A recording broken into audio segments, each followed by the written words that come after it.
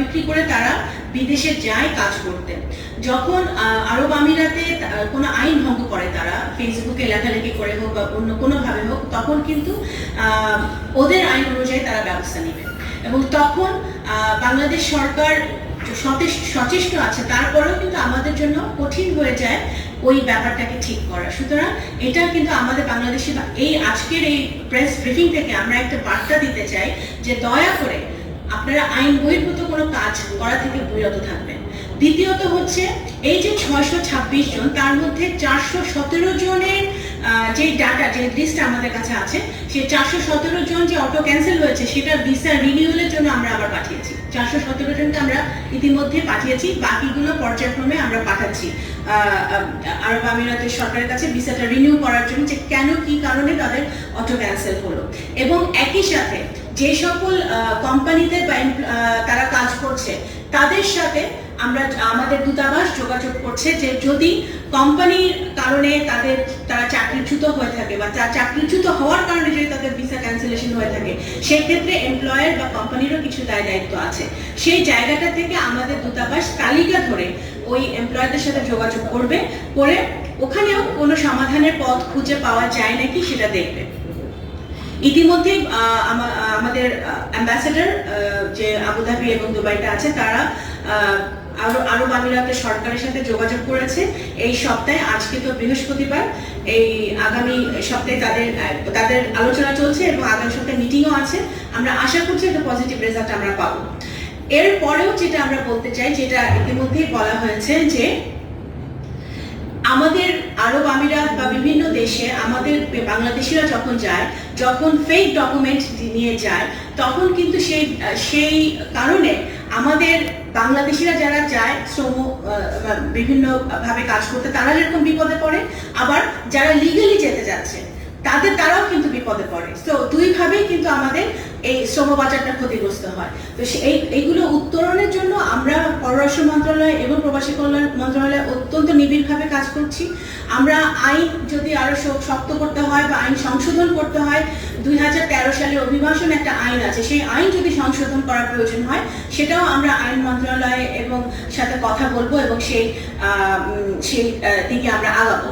মাননীয় প্রধানমন্ত্রী অত্যন্ত সচেষ্ট আছেন। উনি গতকালকে আমাদের সাথে কথা বলেছেন, উনি আমাদের আরব আমিরাতে আমাদের অ্যাম্বাসেডর আছে, ওনার সাথে কথা বলেছেন।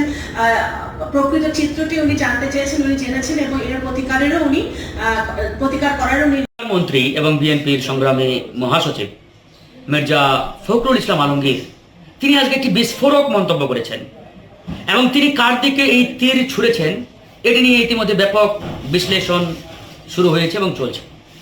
তিনি আজকে বলেছেন যে এই 5-6 মাসে কোনো পরিবর্তন তিনি দেখতে পাচ্ছেন না। আগে যারা ঘুষ খাইতো তারা এখনো ঘুষ খায়, আগে যারা 2 নম্বরই করতো তারা এখনো 2 নম্বরই করে, আগে যারা লুটপাট করতো তারা এখনো লুটপাট করে। এবং তিনি অসহায়ত্ব হয়ে এরকম একটি মন্তব্য করেছেন যে আমরা যে একটি নতুন বাংলাদেশ বিনির্মাণের জন্য স্বপ্ন দেখি, এই নতুন বাংলাদেশ বিনির্মাণ আমাদের করতে দিচ্ছে না। তারা কারা? তো আমার ধারণা মির্জা ফখরুল ইসলাম আলমগীর সাহেব এই যে আমলাতান্ত্রিক এক জটিলতার মধ্যে বাংলাদেশ ঘুরপাক খাচ্ছে, এই আমলাতন্ত্রকে নিয়ে তিনি মারাত্মক রকমের একটি অসন্তোষ প্রকাশ করেছেন। আমরা এই 55 বছরে আমাদের এই আমলাতন্ত্র থেকে দেশটাকে বের করতে পারি নাই। অনেক মন্ত্রী মিনিস্টার পর্যন্ত এই আমলাতন্ত্রের কাছে অসহায়। তারা অনেক সময় এই আমলাতন্ত্রের কাছে নতি স্বীকার করতে বাধ্য হয়। তাদের অনেক উদ্যোগ তারা বাস্তবায়ন করতে পারে না। আজকে মাননীয় মন্ত্রী, তিনি শুধু মন্ত্রী নন, তিনি বিএনপির সেকেন্ড ইন চিফ বলা যায়। সেই চেয়ারে থেকে যখন এই অসন্তোষ কিংবা এরকম একটি মন্তব্য করেন, এটি কিন্তু স্বাভাবিক কোনো ব্যাপার কিংবা ঘটনা হতে পারে না। তিনি এটাও বলেছেন কারোর মধ্যে কোনো পরিবর্তন দেখি না, আমরা দেখতে পাচ্ছি না। শুধুমাত্র জনাব তারেক রহমান মাননীয় প্রধানমন্ত্রী একজন। সরকার নতুন একটা আইনের পরিকল্পনা করতে যাচ্ছে এবং এই আইনটা আমার কাছে খুবই ভালো লেগেছে, ভাবলাম আপনাদের সাথে একটু শেয়ার করি। আইনটা হচ্ছে সন্তানকে সম্পত্তি লিখে দেওয়ার পরও জীবদ্দশায় তা ভোগ দখলের অধিকার বাবা মায়ের হাতে রাখার বিধান যুক্ত করে সম্পত্তি হস্তান্তর আইন সংশোধনের পরিকল্পনা করেছে সরকার। বিষয়টা বুঝিয়ে বলি, সেটা হচ্ছে এখনকার সময় আসলে এটা দেখা যায় যে বাবা মা বেঁচে আছে এবং বাবা মা তার সন্তানদেরকে সম্পত্তি দিয়ে দিয়েছে, কিন্তু হয় কি সেই যারা সন্তানকে এত ভালোবেসে সম্পত্তি দিয়ে দিল, সেই সন্তানই দিন শেষে বাবা মাকে দেখে না, বৃদ্ধাশ্রমে পাঠিয়ে দেয়। এরকম কিন্তু অনেক অহরহ এখন হচ্ছে। অর্থাৎ কোনো বাবা মা যদি চায় যে আমি আমার সন্তানকে আমি জমি জমা লিখে দিচ্ছি, সব কিছু করে দিচ্ছি, সে দিতে পারে, কিন্তু তারপরও সেই সম্পত্তির ওপর বাবা মারা যতদিন বেঁচে থাকবে তার এখতিয়ার সবার আগে থাকবে। সো এরকম একটা আইন পরিকল্পনা করছে সরকার এবং আইনমন্ত্রী তিনি এই বিষয়টি আজকে জানিয়েছেন। আপনাদের কাছে কি মনে হয় এই আইনটি কেমন? অবশ্যই কমেন্টসে জানাবেন। একটা ছাত্র সংগঠনকে পেটোয়া বাহিনী হিসেবে ব্যবহার করবেন। আমরা মনে করি তিনি যদি বেগম খালেদা জিয়ার ওই কথাটা মনে রাখেন যে ছাত্র দলে ছাত্রদেরকে চাই, কোনো টোকাই সন্ত্রাসীকে চাই না, এই কথাটুকু মনে রাখলেই আমরা মনে করি যে এটা বিএনপির জন্য ভালো, বাকি সবার জন্য ভালো। কিন্তু এটাও আমরা পাশাপাশি বলে রাখি, আমরা আমাদের প্রতিবাদ করতে থাকবো। প্রতিবাদের ভাষা এক একজনের এক এক রকম হবে, জনগণ নির্ধারণ করবে, জনগণ কোনটা গ্রহণ করবে কোনটা করবে না। আপনার কোনো কথায় যদি দ্বিমত থাকে, আপনিও আপনার জায়গা থেকে দ্বিমত প্রকাশ করেন, সিদ্ধান্ত জনগণ নিবে যে জনগণ এই কথার সাথে একমত হয় কি হয় না। না, তারা তাদের জায়গা থেকে দলীয়ভাবে প্রতিবাদ জানিয়েছে, কিন্তু আমরা মনে করি যে এটা দল হিসেবে তো আমাদের একটা লড়াই এবং এই লড়াইটা আমাদের লড়তে হবে। এর মধ্য দিয়েই আমরা দল হিসেবে আরো পরিণত হব, আরো সুসংগঠিত হব, আরো বড় হব এবং আমরা ওই লড়াইটা করতে চাই। প্রশাসন খুব স্বাভাবিকভাবে আমরা ওই দিনও দেখেছি এবং গতকালকেও দেখেছেন আপনারা, প্রশাসন ছিল এখানে পক্ষপাতমূলক। প্রথমে একটু নীরব দেখছিলাম, পরে দেখলাম পক্ষপাতমূলক হয়ে গেল। এমপির কথা অনুযায়ী প্রশাসন সিদ্ধান্ত নেয়, সরকারের কথা অনুযায়ী প্রশাসন সিদ্ধান্ত নেয়।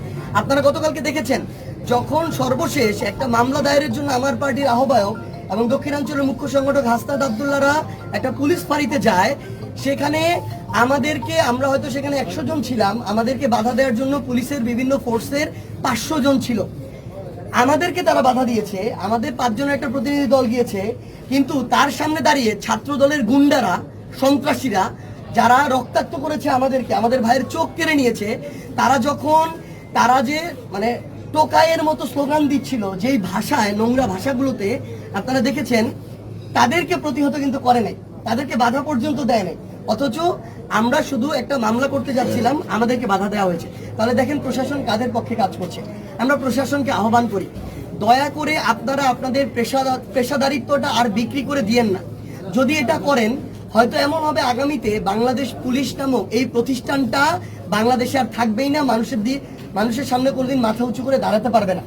আপনারা আপনাদের পেশাদারিত্ব বজায় রাখুন, আর যদি রাজনীতি করতে চান, বিএনপি করতে চান, তাহলে পোশাক বাদ দিয়ে সরাসরি রাজনীতি